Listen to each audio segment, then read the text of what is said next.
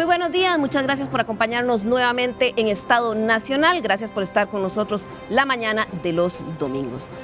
Bien, continuamos analizando el tema del caso Cochinilla, otro caso de corrupción, el primero que se analiza o se ve en la Administración de Justicia como un caso de corrupción o más bien de crimen organizado. Este caso ha generado nuevamente la indignación de la opinión pública, no solo por el tema de los detalles que se saben en estos temas de contratación pública, sino nuevamente pone la lupa sobre el sistema de administración de justicia costarricense. Esto sobre todo porque nuevamente es en un escándalo de corrupción en la que nuevamente una fiscala general, la figura del fiscal general, se retira a una pensión apresurada en medio de cuestionamientos. En el caso de la fiscala Emilia Navas, debido a que ya se habían dado múltiples inhibitorias, y en el caso Cochinilla fue una más, debido a que su esposo era o es abogado de algunos de los principales implicados. Esto, por supuesto, aumenta la percepción de impunidad que tienen muchos costarricenses sobre los temas de corrupción y también sobre la imagen del Poder Judicial. Para conversar sobre este tema, permítame presentarle a nuestros invitados del día de hoy. Está con nosotros el magistrado Fernando Cruz, quien es presidente de la Corte Suprema de Justicia. Don Fernando, muchas gracias por estar hoy en Estado Nacional. Con mucho gusto. Mucho de conversar porque ustedes han tenido días muy intensos, bueno, siempre los tienen, pero en esto, tras lo del caso Cochinilla, sí, han corrido mucho. Bastante, sí. Está con nosotros también Adriana Orocu, quien es presidenta de la Asociación de Costarricense de Jueces de la Judicatura. Ella representa a todo el cuerpo de jueces del Poder Judicial. Buenos días, Adriana, gracias por estar con nosotros. Buenos días, doña Liliana, muchísimas gracias a usted por invitarnos. También nos acompañará a lo largo del programa el día de hoy el abogado Federico Campos, quien es abogado penalista, y él también ha sido muy crítico en algunas publicaciones en prensa en los últimos días sobre el tema de corrupción y cómo responde nuestro sistema de administración de justicia ante estos casos. Federico, usted también había sido empleado judicial, trabajó más de 10 años como defensor público. Sí, correcto, como defensor público y en la Sala de Casación Penal también. Bueno, así muy que complacido, muchas gracias. Conoce de ambos lados del mostrador. Correcto. Y también nos va a acompañar en forma virtual el señor Andrés Araya, quien es director ejecutivo de la Asociación Costa Rica Íntegra. Esta es una organización de la sociedad civil que se dedica a impulsar el Sistema Nacional de Integridad. Esto es transparencia, probidad y anticorrupción. Ellos son también el contacto nacional aquí en el país de la organización Transparencia Internacional. Muy buenos días, don Andrés, gracias por estar con nosotros. Muy buenos días, Liliana, muchísimas gracias por invitarnos a su programa y un saludo a su teleaudiencia.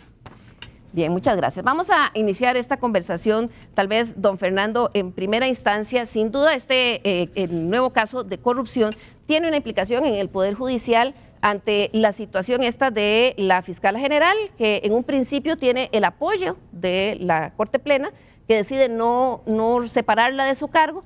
Luego empiezan a trascender algunas informaciones, ella decide retirarse a su pensión, supuestamente en un mes, luego a última hora dice que no, que se va el lunes y o se va el martes, lo pide su pensión un domingo, la Corte Plena la conoce un lunes y casi de forma expresa le aprueban su pensión. Bueno, Corte no conoció su pensión, fue la Junta de Pensiones. La Junta de Pensiones le otorgó la pensión, que ella la había pedido un mes antes, si mal lo recuerdo. Así que Corte lo único que era ser notificada de que ella se acoge a la jubilación. Creo que esto es importante porque en la opinión pública existe la idea de que es Corte la que le concede. Y la otra idea que hay a veces es que la pensión es como una gracia que se le da a la persona, no es que durante más de 30 años hizo sus ahorros del 12% de su ingreso. Y sí, por esa razón pero se le concede. ¿Todo funcionario judicial puede pedirla un domingo y que se la dan? Ella lo pidió, pero la Junta se reunió el lunes y ella ya había pedido antes que se le hiciera el cálculo y estaba otorgada, como la tengo yo hace muchos años, ya está otorgada. Ella hizo esa solicitud de pensión antes de que sucedieran los allanamientos del caso Cochinilla. Eso no le puedo decir, pero sí es un mes antes, no le puedo dar certeza de que fuera bajo esas circunstancias, pero ya le habían hecho los cálculos, ya todo estaba nada más para ejecutar. ¿Usted considera, don Fernando, que esta situación y la forma en cómo se dio afecta la imagen del Poder Judicial? Por supuesto que sí, primero porque existe en la población una serie de conceptos y de ideas y una gran desconfianza en general sobre todo. Primero porque hay esa distorsión de que creen que es que Corte le concedió la pensión. El segundo tema es que existe la idea de que nosotros podíamos mano militar y destituirla. Entonces decir, bueno, mire, usted es un cargo de confianza, a usted la vamos a destituir. Eso no se puede hacer. Lo que procede es abrirle una causa disciplinaria. Y a ese momento no había ninguna razón para abrírsele, por lo menos ningún magistrado o magistrada lo dijo. Teníamos que abrirle causa conforme a un procedimiento, porque los equilibrios entre Corte Plena y la Fiscalía tienen que ser muy delicados. No es Corte el superior jerárquico de la Fiscalía como para decirle usted es un funcionario de confianza nuestro como ministro y usted se va para su casa. No es así. Adriana, la Asociación Costarricense de la Judicatura, ¿cómo leyó esta situación y la forma en cómo la Corte Plena reacciona o el Poder Judicial reacciona a esto? Bueno, en este momento nosotros leemos un ambiente de peligro con respecto, primero, a la forma en que se fue la señora fiscala general, que realmente dejó un halo de ilegitimidad lamentable. Como bien dijo don Fernando, esto sí creó una mala imagen al Poder Judicial. Ya había un episodio de un fiscal general que se había ido por un caso de corrupción, segunda fiscal general que se va por un caso de corrupción. Digamos, que no se va por esto, se va pensionada como consecuencia de los cuestionamientos que hay alrededor de todo esto, y realmente eso, obviamente que esto es un riesgo, hay el multirriesgo que determina el estado de la justicia con respecto al Poder Judicial, aquí se materializó. Esto es un tema que ya hay un daño severo a la imagen del Poder Judicial con esto. Y conste que en este momento no estoy diciendo que efectivamente doña Emilia haya realizado algún acto indebido, estoy diciendo que la forma en que se sucedieron los hechos fue lo que creó una imagen inadecuada del manejo de su salida del Poder Judicial, porque sí, efectivamente, una salida, digamos, abrupta, de las funciones del Poder Judicial, con cuestionamientos inclusive de que si realizó o no realizó las firmas de las intervenciones, tal, y también con un informe que realmente fue muy escueto y que incluso esto es un riesgo que la Corte tenía que haber asumido desde antes, porque el mismo estado de la justicia indica que después del 2017 la Corte aprobó a que se hicieran a que se realizaran varios documentos respecto a varias áreas. En la Fiscalía habían dos productos que tenían que darse. Uno, un proyecto de ley de carrera judicial que salió. El otro era un proyecto del cómo el fiscal general debía presentar su informe anual. Y porque realmente no hay requisitos establecidos y que sean conformes con todo lo que se espera que el fiscal general rinda como cuenta de su función. Y esto se visualizó como un riesgo desde el 2017, 2018 se establecieron esos puntos, 2021 no se hizo nada y el riesgo se materializó. O sea, no había un instrumento para decirle objetivamente a doña Emilia está cumpliendo o no está cumpliendo conforme a los estándares que debía de dar un informe. Claro, ¿qué pasó ahí, don Fernando? ¿Por qué si eso ya estaba, digamos, anunciado, no se pudo prever? Bueno, es que el informe que ella da, hay una propuesta de reforma que yo la planteé hace mucho tiempo sobre qué debe contener el informe. Pero lo que pasa es que abruptamente ella se jubila, nosotros no podemos incidir en esa jubilación, eso es lo que no se comprende. Nosotros no podemos decirle, mire, usted no se puede jubilar hasta que no nos presente el informe. No, ya ese derecho estaba declarado por la Junta. Federico, ¿cómo afecta esto? Y sobre todo, recordando que es la segunda vez que sucede y que se va, como leí el otro día un Twitter que ponía alguien por ahí, una salida del Poder Judicial casi que chillando llantas porque se hizo el anuncio, me voy en un mes y medio, pero de pronto el domingo solicita irse y ya el martes estaba fuera. Sí, indudablemente la situación tal cual como se dio deja muchas preguntas en el aire, ¿verdad? Preguntas sin respuesta y toda una serie de lucubraciones y de rumores alrededor se han esparcido alrededor de esta salida abrupta de la señora fiscal general. Yo no sé si al final de cuentas se van a aclarar o no se van a aclarar en el camino. Lo cierto es que esta situación a nivel del Ministerio Público le ha afectado, creo yo, la imagen bastante al Poder Judicial, porque definitivamente se mezclaron una serie de circunstancias procesales y otras extraprocesales que definitivamente pues la gente le ha puesto mucha atención y la gente obviamente se ha inquietado muchísimo, ¿verdad?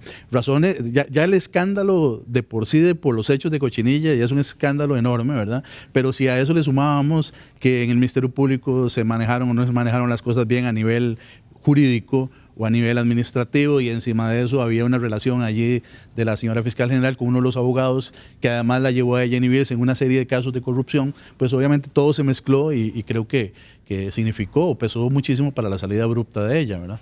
Claro, es una especie de revivir heridas viejas o temas que no están resueltos.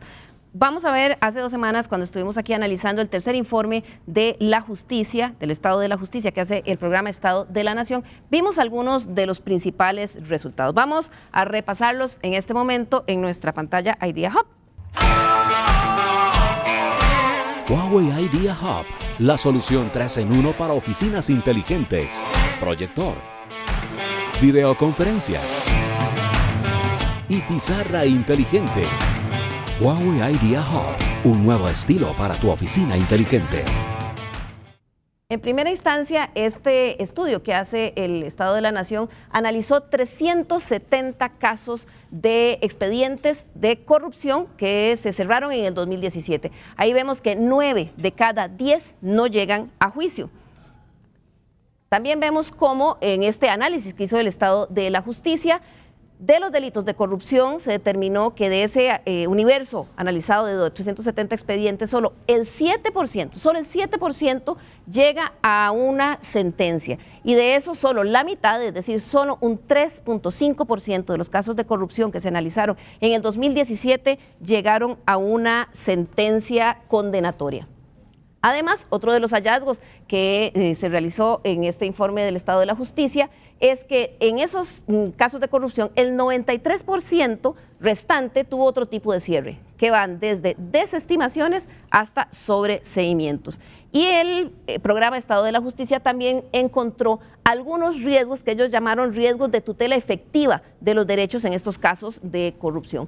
8% de los casos relacionados a corrupción prescriben en los juzgados, esto a pesar de que tienen plazos muy largos.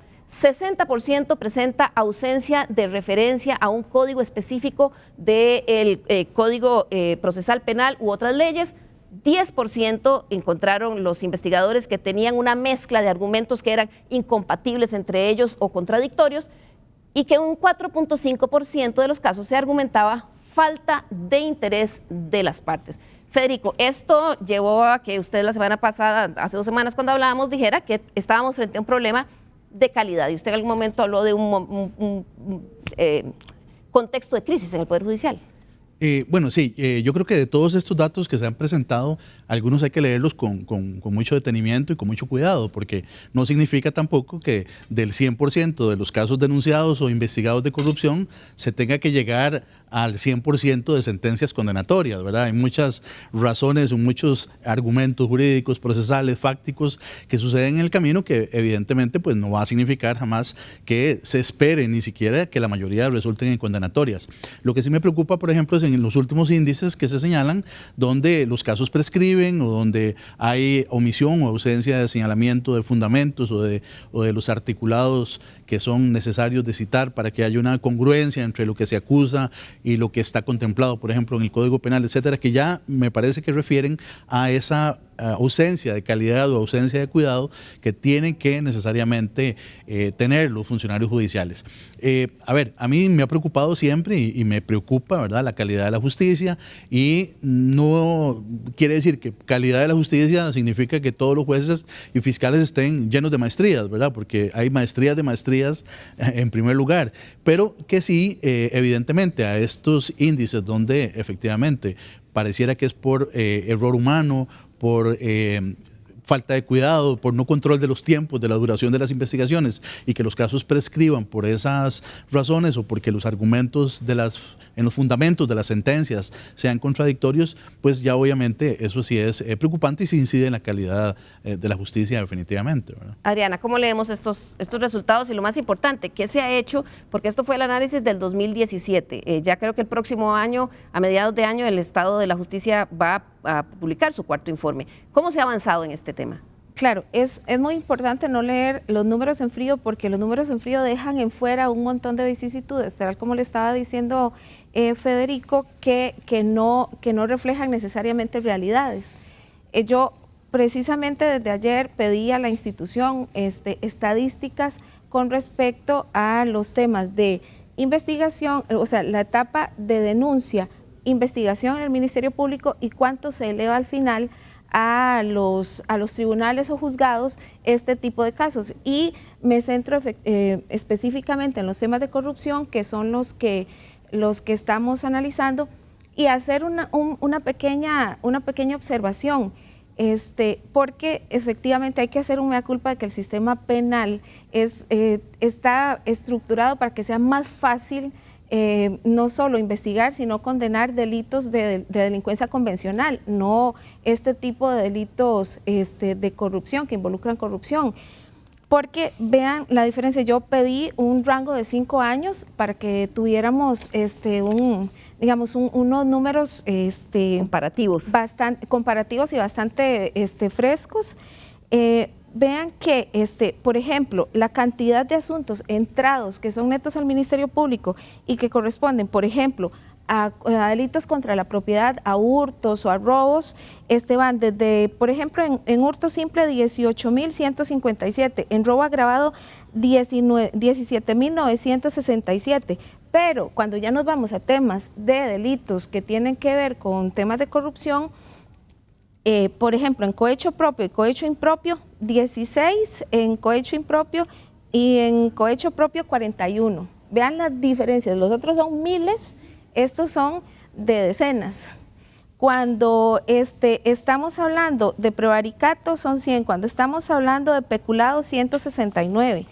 Pero si observamos esos números son los que o de oficio se abre una investigación en el Ministerio Público o por una acusación. Y sabemos que muchas veces la denuncia, cuando son este tipo de delitos, son denuncias que muchas veces no se dan por algún tipo de temor, porque hay una dirección funcional, etcétera, porque quien lo sabe tiene temor a denunciar. Y los que ya se van a los tribunales, los casos entrados en tribunales, vean que, por ejemplo, de todo ese montón de robo agravado, entran a los tribunales en este rango de 5 años, por ejemplo, en robo agravado 2.200, pero vean que en cohecho impropio entra 0, en cohecho propio entran 3, nada más, en peculado 26, o sea... ¿Qué significa eso? ¿Que estamos investigando un montón de casos que no llegan a juicio? Hay muchísimos casos que por muchas circunstancias no llegan a juicio, como lo estaba diciendo Federico, son cuestiones fácticas o jurídicas que realmente no hacen que el Ministerio Público tenga causa para acusar. Pero aquí lo que sí es importante es ver las comparaciones. Cuando nosotros, o sea, cuando hay una cifra que dice solo el tanto por ciento tiene condena, es porque hay que analizar desde el principio cuál es el camino de este tipo de procesos, todo el íter procesal que ha tenido hasta llegar a condena. Era lo que Federico mencionaba el otro día, que desde su punto de vista hay un problema o hay debilidades desde la investigación judicial, la labor de los fiscales y la labor de los jueces.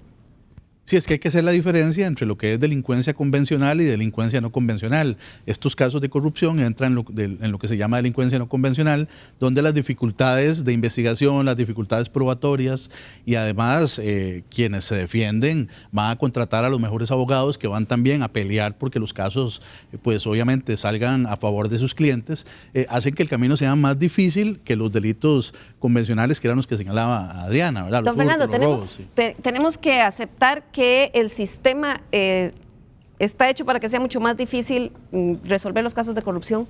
Quería hacerle una aclaración de lo que dije antes. Sí. En la sesión de corte sí hubo una propuesta para hacer una investigación preliminar respecto de las inhibitorias de doña Emilia, y 6 o 7 magistrados, incluido el que le habla, estuvimos de acuerdo en abrir esa investigación preliminar. Fue una propuesta. ¿Usted pensaba que había que abrir una investigación? Para hacer una investigación preliminar, que fue lo que propuso la magistrada Rojas. Pero usted, en lo particular, como presidente de la Corte, consideró a mí me parecía que integralmente había que hacer una investigación preliminar para ver si de ahí se derivaban hechos que ameritaran una apertura de procedimiento. Sin embargo, no encontró tierra fértil en la Corte Plena ese... Esa es parte de ser integrar un órgano colegiado. Claro. Vamos ahora a hacer otro... Bueno, y la otra observación. El Estado Nacional es algo muy importante que va en favor del Poder Judicial. El Estado Nacional tiene un convenio y ellos escogen qué materias investigan. La Corte les da los recursos, escogen y tienen abiertas las puertas para hacerlo. Eso es un mérito que tiene el Poder Judicial, en una idea de don Luis Paulino, para que esto que estamos ahora aireando sale porque el propio Poder Judicial se expone ante la sociedad. Claro, eso es muy importante, que tengan la apertura para ser investigados. Ahora la otra pregunta es, don Fernando, ¿cuánta apertura hay para aceptar las debilidades y qué hay que corregir? ¿Qué hay cosas que corregir? Hay debilidades que se han dicho y se han planteado. Por ejemplo, hemos tenido una propuesta para presupuesto en temas de anticorrupción que se ha ido disminuyendo por la situación fiscal que tenemos. Y por supuesto que hay una gran responsabilidad de la Fiscalía en este tema. Por eso fue que yo varias veces les he preguntado a los fiscales, a doña Emilia y a don Jorge en su tiempo, sobre estos temas. La Fiscalía tiene mucho que decir sobre este tema, por lo menos de la primera parte. Pero debo decir además que este caso de las concesiones del MOP es un caso que surge por la actividad de los propios funcionarios judiciales. Eso no hay que perderlo de vista. La buena investigación hasta ahora, porque faltan otras etapas, hecha por funcionarios de la Fiscalía y hecha por los del OIJ, lo cual es un elemento, porque es el caso más importante, haciéndolo por primera vez que yo recuerde con intervención telefónica, porque la corrupción no se puede investigar si usted no tiene intervención telefónica y el testigo de la corona. Y la razón por la que lo pueden hacer en este caso es porque determinan que es un caso de corrupción como crimen organizado. Sí, claro, pero además es que, ¿por qué se van muchos casos? ¿Por qué no se puede investigar? Porque depende de testigos, y los testigos tienen otra visión. Si usted logra integrarse en la comunicación de los infractores, usted logra tener una cantidad muy grande de información para poder procesar adecuadamente. Vamos a ver ahora otra de las estadísticas que ha generado el Estado de la Justicia. Y es que en el 2017, cuando se dio el caso del cementazo, ellos estudiaron cómo reaccionó la percepción pública. Y vemos que un 35.2% de los costarricenses, cuando les preguntaron en el 2007 qué pensaban de la imagen del Poder Judicial, dijo que su percepción había empeorado. Un 38.5% decía que la mantenía igual, pero tan solo un 9% mejoró. Este porcentaje casi que se equipara con las personas que ni siquiera habían escuchado de las noticias sobre este caso. También otra de las estudios que realizó el Estado de la Justicia, vamos a verlo por acá.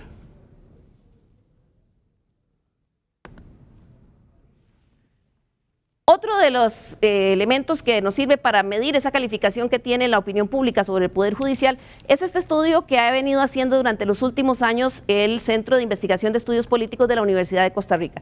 Ahí vemos que en julio del 2017 teníamos que la calificación que le daban al Poder Judicial era de un 6.7%. Cuando se dan los escándalos del cementazo, esa nota baja a un 5.9%, se mantiene por ahí en el 2019 y venía repuntando un poquito. Ya llegó a un 6.2%. Sin embargo, ahora habrá que esperar la próxima medición porque no sabemos cuánto de este caso Cochinilla y las repercusiones que ha tenido, sobre todo en la Fiscalía, y la forma como la Corte Plena ha reaccionado a ella, si va a hacer que esta imagen baje, se mantenga o repunte. Don Fernando, sin duda estos casos no ayudan a esa imagen. Cuando uno ve el ranking de percepciones positivas de las instituciones que mide el CIEP, el Poder Judicial, si acaso, llega al número 10 u 11. Bueno, lo que pasa es que con lo que llaman cementazo, recuerde que hay una situación muy complicada con un magistrado, ¿verdad? Entonces ahí se mezcla varias cosas que no son solo lo del cemento. Un magistrado y un presidente de la Corte, ¿verdad? Exacto. Pero además nosotros no podemos ir al ritmo de la percepción, tenemos que ver los hechos. En lo del cementazo, no era una investigación que había hecho la Fiscalía y debió haber reaccionado según la opinión pública.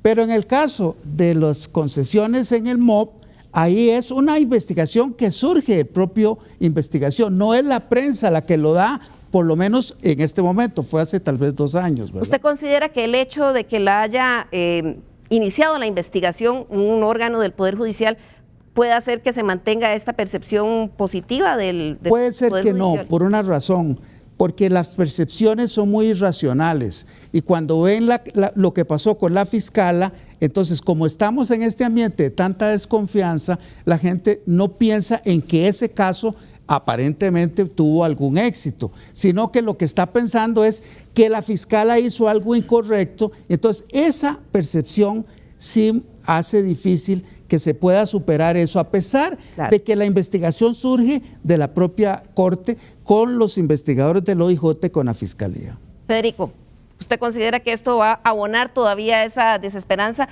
De nuevo, es el segundo fiscal que se va en estas condiciones. Sí, bueno, yo creo que todo depende de dónde es que la opinión pública ponga el centro de atención, ¿verdad? Como dice don Fernando, si lo pone específicamente en las acciones que se le han cuestionado a la Fiscalía General, probablemente la gente está muy molesta, muy inquieta, muy preocupada. ¿Qué va a pasar con las intervenciones telefónicas? ¿Van a ser declaradas inválidas o no? Y eso probablemente también va a generar algún tipo de reacción muy distinta. Pero si, como dice don Fernando, y en eso coincido plenamente, la gente se focaliza en el éxito de la investigación durante 2 años, que en teoría o en apariencia nunca tampoco se filtró información que diera el traste con esta investigación, se pudieran llevar a cabo todas las detenciones que se hicieron y que se lograran intervenir conversaciones que en apariencia también son incriminatorias de muchas de estas personas. Yo creo que hasta el momento yo por lo menos tengo una lectura muy positiva de este proceso y como ciudadano esperaría que tenga consecuencias de responsabilidad para quienes efectivamente se les demuestre que cometieron delitos. Lo otro, don Fernando, que también genera una sensación de descontento es la duración de los procesos de estos de corrupción. En esta investigación que hacía el Estado de la Justicia, ellos veían los casos, digamos, promedio. Desde el momento en que entra la denuncia al momento en que llega una sentencia, hablaban de que en promedio se pueden durar 1.070 días. Sin embargo, hay casos extremos que duran hasta casi 5.000 días. Esto nos hace, don Fernando, de nuevo gente que dice, bueno, hay estos allanamientos gigantescos, vemos todo este despliegue en la prensa, pero después hay que esperarse 13 o 14 años y al rato no pasa nada por defectos en todas esas etapas del proceso que veíamos aquí a lo largo de todos estos años. Sí, es un tema que no se puede ocultar. A mí me han preguntado en distintos foros sobre esto. Nunca se puede perder de vista la tardanza, pero hay que buscar unas soluciones que son enfocadas a distintas materias, depende de la materia. Hay materias en que puede ser que la tardanza sea mucha. En temas de corrupción no me cabe la menor duda que la dificultad es por distintas razones, viéndolo en términos muy generales para no entrar en detalles, sí requiere un abordaje muy agresivo para poder resolver eso. ¿Cree usted que aquí sí tenemos pero permítame para decirle, una de las soluciones, a mí me parece, que ya lo he dicho, es que debe crearse una jurisdicción especial para estos casos a nivel nacional. Entonces, esas tardanzas, esperando los debates, etcétera, se pueden acotar muchísimo porque sí requiere una atención especial para que el principio de igualdad se refleje en la tardanza del proceso. Y que se vayan reduciendo en cada una de estas etapas esas duraciones. Pero sí tienen que especializarse porque aún el juzgado penal de Hacienda ve otras materias. Debe haber un tribunal y juzgado a nivel nacional para que juzgue bajo ciertos parámetros los casos más graves de corrupción. Por ejemplo, que la trocha no dure 7, 8 años para llegar a debate. Si usted tuviera esa focalización jurisdiccional, yo me animo a decir que por lo menos los plazos los puede usted reducir en un 70%. Vamos a hacer aquí nuestra primera pausa y al regresar vamos a hablar de otras cosas que se han venido quedando pendientes. Por ejemplo, la forma en que nuestro país elige a sus magistrados. Esta semana la elección de una magistrada suplente también desató muchísimas críticas. Ya volvemos.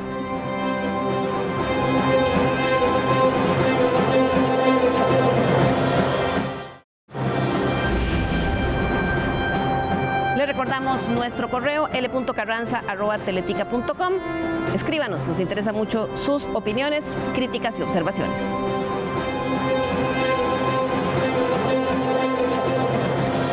Gracias por continuar con nosotros. Hoy que estamos conversando sobre la percepción de impunidad que existe sobre los casos de corrupción y si realmente es posible tener justicia pronta y cumplida en estos casos. El día de hoy nos acompaña también Andrés Araya, quien es director ejecutivo de la Asociación Costa Rica Íntegra. Don Andrés, ¿cómo siguen ustedes estos temas? Porque evidentemente se ha determinado un aumento exponencial en la cantidad de denuncias de corrupción, pero cuando se quedan en estos filtros y no pasa nada, definitivamente daña la percepción que tiene la opinión pública del sistema de administración de justicia.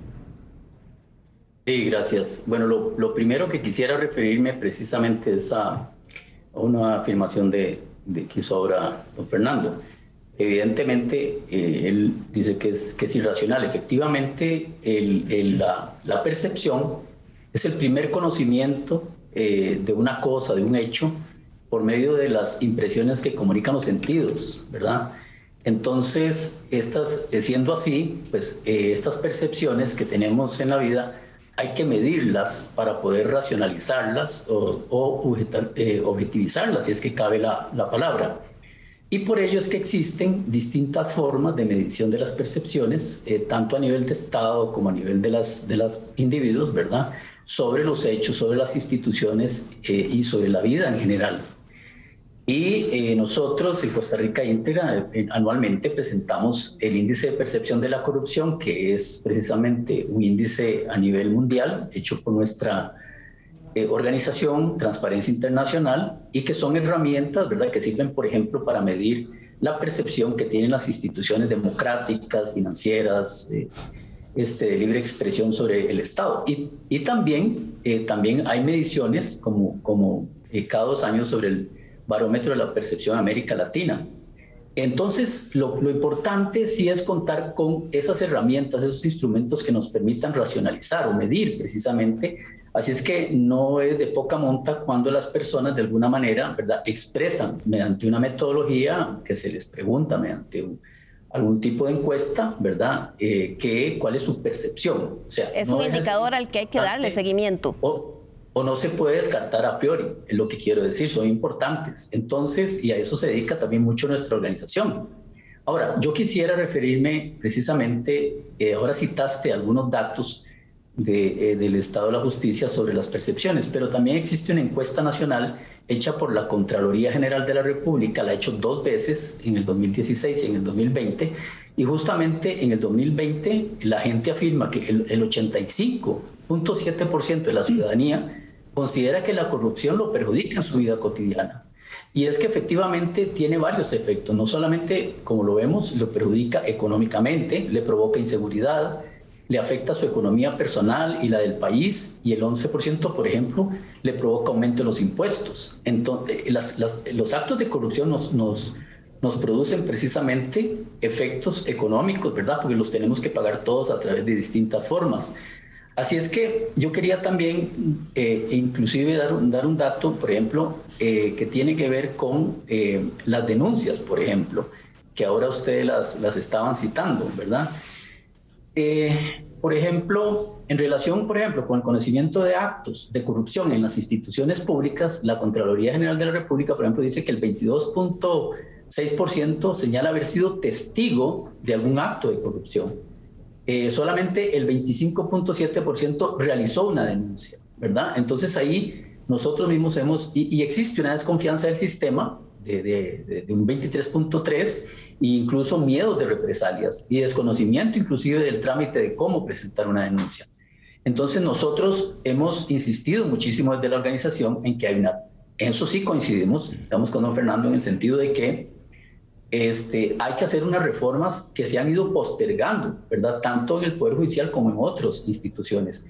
Pero de alguna manera, Liliana, lo que quería poner en evidencia es que sí, los datos nos orientan, ¿verdad? Sobre todo a veces en el quehacer o digamos en el futuro. Por eso, por ejemplo, nuestra organización, que podemos hablar más ampliamente de eso, está y ha trabajado y ha liderado con la Procuraduría General, o sea, de la Ética Pública, una estrategia nacional de integridad y prevención de la corrupción, que precisamente será lanzada el próximo 28 de julio a las 10 de la mañana. Entonces, ¿qué quiero decir? Sí, las percepciones son fundamentales, son importantes, sí, sobre todo, se afinan los mecanismos de medición, si se afinan los instrumentos, y es más, si no fuera así, no lo haría el CIEP, no lo haría la UNA, no lo haría la Universidad Nacional, la Universidad de Costa Rica, o la misma Contraloría, que ha hecho dos precisamente. E incluso es muy interesante porque la Contraloría hace dos mediciones, una desde la perspectiva ciudadana y otra desde la perspectiva del funcionario. Y si entramos a esos datos nos damos cuenta que muchas veces las percepciones son distintas. Justamente el funcionario cree que está haciéndolo todo bien, sí, como un 80%, pero la ciudadanía le dice que no, que un 87% pareciera que falta hacer mucho. Eso, don Fernando, perdón, don Andrés, ¿usted cree que eso sucede en el Poder Judicial? Es decir, hay una alta percepción, se le califica mal, y bueno, volvemos a repetir los errores, por lo menos con la salida del fiscal, la última fiscala pasa de nuevo. ¿Cuáles son las acciones que se están tomando para tratar de mejorar estos temas? Bueno, yo quiero aclarar que no dije que la percepción era irrelevante, ¿no? La percepción es importante. Lo que pasa es que a veces la percepción tiene fuentes o orígenes que pueden tener una falsa valoración de los hechos. Entonces, eso es, pero claro que sí se puede hacer. Bueno, casualmente, hace un año y medio, se hizo la oficina para el cumplimiento. El cumplimiento. Esa oficina hizo un código de incompatibilidades. Esa es una de las acciones a propósito del 2017. Pero sin embargo, la fiscala general se inhibió muchísimas veces, había un conflicto aparente de interés porque su esposo es defensor de muchas de las causas. Y bueno, no pasó por estos filtros de cumplimiento ni por el reglamento. La idea es que usted se inhibe y con eso resuelve el problema. El tema es que un fiscal general es insuficiente desde mi perspectiva que se inhiba, pero eso no teníamos la idea de que hubiera esa circunstancia tan especial. Un fiscal general, a mi juicio, no puede inhibirse en cada caso. Si tiene ese problema, es una incompatibilidad absoluta, pero eso tenemos que preverlo ahora para el futuro. Esa es una acción, casualmente, para evitar esos problemas que plantean, pero sí, yo creo que la percepción es una guía para evitar esos temas. Lo que pasa es que muchas veces el Poder Judicial tiene que resolver a criterio a contra de la mayoría. La mayoría puede pensar que alguien es culpable, pero lo absuelven. ¿Por qué? Y eso no es popular. De manera que muchas veces las percepciones es porque yo creo que fulano es culpable, pero conforme a lo que el juez valoró, es inocente. Ese es un tema con el que tenemos que lidiar en el Poder Judicial. Claro. Adriana, vos querías anotar algo más sobre lo que hablábamos de la tardanza de los procesos de corrupción, que forma parte de esta percepción de que en realidad no pasa nada después de que se dan estos allanamientos mediáticos porque pasan los años y no se ven culpables. Bueno, y es que la percepción de la corrupción no es una percepción. En números de la OCDE, esto implica un 2% del PIB mundial. O sea, esto implica que el acceso a los servicios que dan los estados es reducido para las personas que integran un estado por el tema de corrupción. Entonces, no es solo una percepción, es una consecuencia real de un inadecuado sistema de manejo de fondos en los estados que impacta negativamente en la vida de los ciudadanos. Esto no es solo percepción, lo que pasa es que ya obviamente cuando los temas salen a la luz a veces de una forma más visceral, entonces esto se vuelve igual una cadena visceral de consecuencias en la opinión, y la opinión ya pública se convierte solo en la opinión publicada. La gente solo replica y sin un filtro necesario de valoración de lo que efectivamente está pasando. Una de las cosas que dijo don Fernando es que necesariamente tiene que haber una jurisdicción especializada en crimen organizado.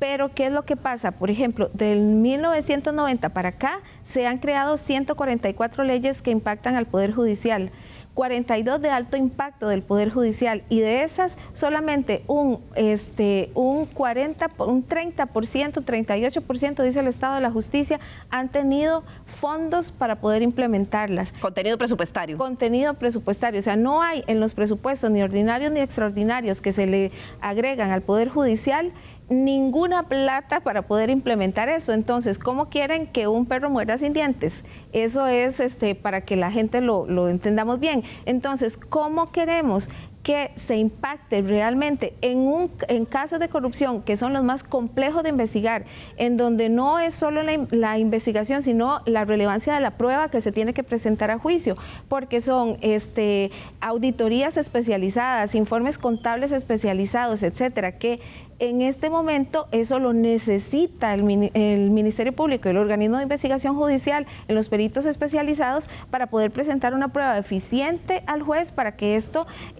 dé la posibilidad de que haya una efectiva condena. Entonces, y también mejorar el tema legislativo, porque en este momento un robo agravado tiene muchísimo más pena que un cohecho o que o que cualquier otro delito de corrupción. Entonces, ¿es un sistema elitista, Federico? Bueno, es que yo creo que el proceso penal en sí, en su esencia, está configurado precisamente para perseguir cierto tipo de delincuencia, la delincuencia convencional que decíamos antes. Y ya la delincuencia no convencional o de cuello blanco se ha salido de esos parámetros ordinarios, originales, que le dieron o que siempre le han dado contenido al proceso penal. Ahora, si me permite, yo quería referirme al tema de los números y de las percepciones. Y me parece que es un fenómeno muy interesante también. Se señalan percepciones de algún grado de desconfianza de la población. Sin embargo, yo sigo pensando, y lo digo por experiencia, vivimos en un país con una alta litigiosidad. La gente sigue confiando en el Poder Judicial, la gente lleva sus conflictos al Poder Judicial, y eso precisamente incide en que no necesariamente se dé o se cumple el principio de justicia pronta y cumplida, que eso de alguna manera alimenta la mora judicial, y es porque todo el mundo lleva sus casos a los tribunales. No vivimos en un país como en otros donde precisamente la justicia privada o de propia mano, ¿verdad?, se toma en las calles. La gente sigue confiando. Entonces, esos números también hay que leerlos con cierta delicadeza, ¿verdad?, con una lupa muy aguda, precisamente porque yo creo que la realidad también nos dice que la confianza en el Poder Judicial es alta por parte de la gente. Puede ser que la gente se muestre molesta frente a una situación específica, pero a la hora de confiarle al Poder Judicial su caso, se lo va a confiar, ¿verdad? Claro. Andrés, otro de los temas que no abona a este tema de confianza en el sistema de administración de justicia es la forma en cómo se eligen, por ejemplo, los magistrados. Y esta semana que pasó, la elección de una nueva magistrada, Rosa María Acón, una magistrada suplente, también generó muchísimas críticas porque entiendo que ni siquiera obtuvo la nota mínima que se requería para pasar a la segunda ronda, pero el sistema que tenemos con los que los diputados se eligen permiten estas cosas. Sí, correcto. Nosotros, nuestra organización, en conjunto con otras, como por ejemplo dentro del Foro de Justicia, hemos insistido mucho, hemos enviado notas al mismo don Fernando y incluso a la Asamblea Legislativa diciendo que deben transparentarse mucho mejor sus acciones en las comisiones de nombramiento, también en las propuestas que hace la Corte hacia la Asamblea, como estas en la Asamblea cuando se eligen. Porque a veces precisamente incluso son cerradas, a veces son claustros, ¿verdad?, en el sentido de que desconocemos cómo es la votación y qué hay detrás precisamente a la hora de elegir a determinada persona. Nosotros, no solamente en este tema, sino en general, hablamos muchísimo de lo que es la necesidad de tener muchísimo más acceso a la información, no solo porque simplemente la brindan, sino precisamente incluso, ¿por qué no?, podemos modernizarnos para que todas esas sesiones de comisiones sean totalmente abiertas para que se sepa o se graben o podamos nosotros tener acceso. Así es que las reformas, también hemos insistido, es que la agenda legislativa también tiene que tener y tiene una larga lista de espera de proyectos que pueden contribuir muchísimo de alto impacto a la hora de la lucha contra la corrupción, empezando, por ejemplo, con una reforma integral de la ley contra la corrupción y el enriquecimiento ilícito. Por ejemplo, el proyecto de acceso a la información, la regulación del lobby, por ejemplo. ¿Cuál es el problema de que sepamos que están? ¿Cuál es el cabildeo? Incluso cuánto ha recibido, y esto se puede declarar, ¿no? ¿Cuánto ha recibido un diputado, por ejemplo, por hacer su cabildeo, ¿verdad? O quiénes le llegan precisamente a hacerlo. Y esto se podría hasta incluso declarar en los impuestos. El reglamento, por ejemplo, para la aplicación de sanciones por faltas a la ética de los diputados y las diputadas, ¿verdad? La obligatoriedad de las resoluciones de la Procuraduría de la Ética, entre muchos otros. Así es que el panorama, precisamente a futuro, para poder reformar, lo que hemos insistido de ya casi 10 años que vamos a cumplir, hay que hacer muchas cosas, y algunas son fáciles, ¿verdad? ¿Por qué? Porque algunas son básicamente reglamento, unas son tomar simplemente la decisión de decir, vamos a transparentar, por ejemplo, esas nominaciones, esos nombramientos, ¿verdad? O su forma de elección. Así es que, y sí coincido en que la ciudadanía, por ejemplo, ha percibido, por ejemplo, que en el 38.1% de las instituciones evitan los actos de corrupción. La gente cree, y efectivamente coincido en que mucha gente se atreve a denunciar. Por ejemplo, el 70% de los encuestados, que decía yo en la encuesta esta de la Contraloría, considera que la sociedad, por ejemplo, costarricense es muy tolerante ante la corrupción. Imaginemos que si eso es un problema cultural. Ya no es percepción, es que la gente opina que culturalmente nosotros toleramos la corrupción. En un 70% de la gente opina. Yo sí creo que los números son importantes, no son absolutos, y coincido en que las percepciones sí son fotos tomadas en un momento determinado. Claro. Pero Don Fernando, sí ayudan muchísimo a tomar decisiones, y sobre todo, si las tomamos en consideración, nos ayudan a tomar decisiones. claro, tomando en cuenta esos números, don Fernando, ¿cómo se está trabajando para que la elección del próximo fiscal, ve que esta semana los diputados elevaron una solicitud respetuosa de que se nombrara fiscal cuanto antes, de que no se repitan los errores que han pasado en el pasado, y también en qué ha quedado la revisión esta de la forma en que como Costa Rica elige a sus magistrados? Bueno, me parece que ya nos reunimos ayer para establecer las condiciones para la convocatoria de los fiscales, para los que aspiren a ser fiscal general. Eso tiene un procedimiento que ya lo vamos estableciendo con su puntuación, etcétera, y va a ser, siempre es transparente saber esa condición. Lo que pasa es que al final de cuentas habrá un grupo de 3 personas o 5, una nómina, para poderla designar. En tema de elección de magistrados y magistradas, sí creo que es un tema constante, y más bien a veces se plantean reformas que más bien van hacia atrás, que son retrógradas. Pero me parece que tiene 3 problemas. Uno, que no hay una valoración que sea estable de cuáles son lo que se va a valorar, y que ese escalafón permita que los primeros 5 sean los que se escogen. Esa renuncia el Parlamento no quiere hacerla. Y eso es lo que permite que en este momento la elección sea sumamente subjetiva, la calificación en la entrevista que le dan no responde a ningún parámetro establecido. No, pero eso puede ser peor, porque entonces puede ser que yo haga todo un tinglado de hacer un concurso, pero entonces hago una entrevista, la entrevista vale un 40%. Entonces, si le vale un 40%, yo ubico ahí, según mi subjetividad, lo que yo pretendo. ¿Mal? Eso es terrible. Por supuesto que sí, claro. Por supuesto. Claro, ¿cómo cambiamos eso, Fernando? ¿Qué puedo yo decir que en el 2012 no me ratifican y no me estoy quejando por la forma en que yo resolví? Y cuando vuelvo otra vez a que me ratifiquen, las objeciones eran sobre la forma que yo había resuelto el asunto. Quiere decir que el voto es un castigo. Que yo elijo a usted y usted tiene que resolver de determinada forma. Si no me gusta cómo resuelve, yo no voto por usted. Entonces, ¿qué quiere decir? ¿Eso qué es? Pero así está el sistema actualmente. Eso es de confianza. Entonces, magistrados y magistradas muchas veces se mueven en una situación de incertidumbre y de temor para resolver, porque dependiendo cómo resuelva, me ratifican o no, o me eligen o no me eligen. Y claro, puede ser que alguien que tenga demasiados atestados de doctorados y todo, resulte que ese mejor no, porque por las razones que sea. Entonces sí es un mundo de indeterminación, ¿y cómo que es inconveniente para una nueva visión de la política? ¿Y cómo es una forma de cambiar eso, Federico? Porque todos sabemos, y la crítica es constante de la forma política en que se escogen los magistrados, las críticas esta semana por este nuevo, y no digo que haya razones políticas en la elección de esta magistrada, pero sí hubo muchas críticas porque se elige una persona que ni siquiera obtuvo la nota mínima. ¿Cómo cambiamos eso, Federico? ¿Cómo se puede revisar esta forma? ¿Por qué no se avanza en esto? Bueno, yo creo que hay que reducir esos ámbitos, esas libertades de aplicar la subjetividad que tienen los diputados, ¿verdad? Hay que elevar o poner el foco, la atención en los estándares de calidad, en la carrera judicial, en la preparación académica, en la experiencia, en una serie de cualidades que tienen que tener los magistrados que no necesariamente son sonreírle a determinado partido político. ¿Pero qué tipo de cambio hay que hacer? ¿Hay que hacer un tipo de cambio constitucional o...? No, yo creo que no.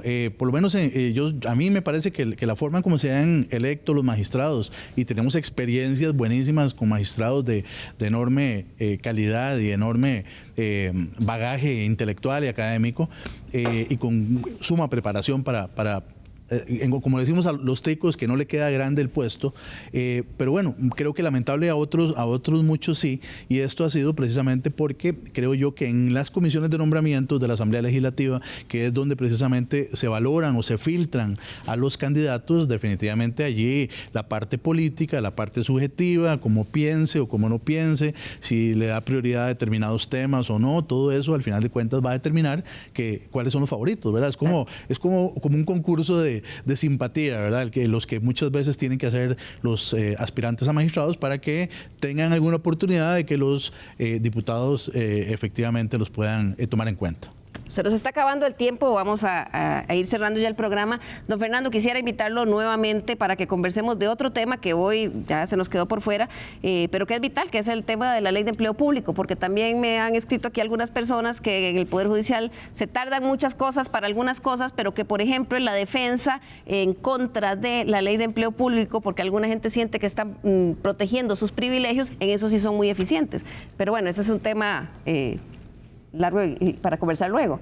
Bueno, nada más lo único que hemos hecho es el derecho al berreo, nada más, y solo hemos planteado una consulta a la sala, es lo único que podemos hacer. El derecho al berreo, pero la percepción es que están defendiendo sí, claro, privilegios. es que no tenemos ni derecho a disentir, porque creemos que hemos perdido mucho sentido democrático. La población está en tal estado de crispación que si uno dice que eso no está bien por la independencia judicial, entonces uno está defendiendo sus intereses o quién sabe qué razón tiene para eso y no se ve el contenido del fondo. En la Ley de Empleo Público es una violación a la división de poderes y a las enseñanzas de Montesquieu, pero hablar de eso tal vez en otro momento. Quiero que conversemos luego un programa única y exclusivamente de esto. Vamos a cerrar con una conclusión de 1 minuto de cada uno de nuestros invitados del día de hoy. Comienzo con usted, don Andrés Araya, de Costa Rica Íntegra. Bueno, no, solamente decir que se requiere, como bien lo decimos, bastantes reformas de fondo para que podamos contribuir a disminuir precisamente este impacto, este flagelo de la corrupción en muchísimas áreas. Como les mencionaba, estamos haciendo esos esfuerzos a través de la Estrategia Nacional de Integridad y Prevención de la Corrupción. Creemos que ese es un instrumento en el que ha participado precisamente muchísimos actores durante año y medio y creemos que ahora va a ser una plataforma precisamente que sí tiene sus dientes. Lo que necesitamos precisamente es que el gobierno tome, digamos, acciones en este sentido, y también esto puede contribuir para que otros poderes de la República se sumen a este esfuerzo, digamos, nacional. Yo creo que hemos mencionado que la percepción cuenta, y es muy importante también que consideremos esas mediciones precisamente para la toma de decisiones. Gracias por la invitación. Muchas gracias. Andrés, continúo con usted, el abogado penalista Federico Campos. Sus conclusiones en 1 minuto.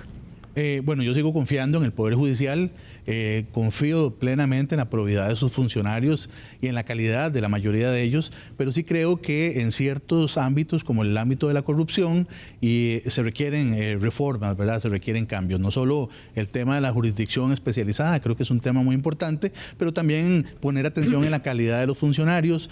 No podemos olvidar ni podemos dejar de lado que los funcionarios tienen que estarse capacitando constantemente, escoger a personas que realmente sean idóneas y con vocación para el puesto que van a desempeñar, ya sea de jueces o de fiscales, y que efectivamente los estándares de calidad siempre estén o sean el centro de preocupación del Poder Judicial, ¿verdad? Muchas gracias, Federico. Continúo con Adriana Orocú, de la Asociación Costarricense de la Judicatura. Gracias. Aquí hay un tema importantísimo que se llama independencia judicial. Este tema, mucha gente se ha apropiado de este tema y lo han vaciado de contenido para llevarlo a sus propias aguas. El tema de independencia judicial es trascendental. Mientras haya un poder judicial que sea independiente en la toma de decisiones, en la toma de la decisión de la política criminal, porque recuerden que el Ministerio Público está dentro del Poder Judicial y es parte y es necesariamente un auxiliar en la Administración de Justicia que también le va a dar legitimidad al Poder Judicial. Y hay que hacer muchísimos cambios estructurales, pero que empieza también con el tema que usted tocó, doña Ileana, que es el tema de elección de magistrados y magistradas, pero que exista voluntad política para poder hacerlo, eso es lo que es cuestionado. Nosotros desde el 2003 apuntamos a una serie de temas para que sean valorados en la Asamblea Legislativa y han tenido absolutamente oídos sordos para este tema. No hay voluntad y no hay determinación de cambiarlo. Y para terminar, recuerden que no debe haber cooptación política en la magistratura del Poder Judicial, porque eso es lo peor que le puede suceder a un Estado, y no solo por pérdida de la independencia judicial, sino por pérdida de los ciudadanos completamente, porque los magistrados, recuerden, eligen al fiscal general, al director de la Policía Judicial, al director o directora de la Defensa Pública y a los magistrados también del Tribunal Supremo de Elecciones. O sea, claro, tienen un gran poder ahí. Y entonces la política no puede estar inmersa en forma mediática para poder también hacer este tipo de nombramientos. Muchas gracias, Adriana. Concluyo con el mensaje del presidente de la Corte Suprema de Justicia, sobre todo a la población, ante esta situación de desgaste de la imagen del sistema. Muchas gracias. No, me parece que es paradójico que en medio de una investigación que en principio ha tenido una determinación de imputados o de sospechosos, haya una gran crispación sobre el tema, cuando ha sido más bien ese grupo de funcionarios del OIJ y de la Fiscalía que dieron un do de pecho en algo de una situación difícil, que es la investigación de la corrupción y el abuso de poder, que requiere muchas valoraciones. La otra es que me parece que nosotros debiéramos tener un observatorio de la corrupción y del crimen organizado constantemente, y que esté valorando y monitoreando las acciones judiciales, las acciones políticas y las acciones del Poder Ejecutivo, para poder tener siempre una visión constante y actualizada de cómo está esa situación, porque los delitos de este tipo requieren esa visión, porque es el poder juzgando al poder, y a veces el poder más grande siendo juzgado por el poder más débil, que es el formal. Claro, lo ideal es tener ese observatorio para ver todos los escalones, porque como decía Evelyn Villarreal, al final es como cuando el resto de los miembros del equipo fallan y el único que queda es el portero en estos casos de corrupción, y el último que queda es el sistema de administración de justicia. Don Fernando, lo espero próximamente para que conversemos de ley de empleo público específicamente. A ustedes muchísimas gracias por su compañía. Nos vemos el próximo domingo a las 10 de la mañana.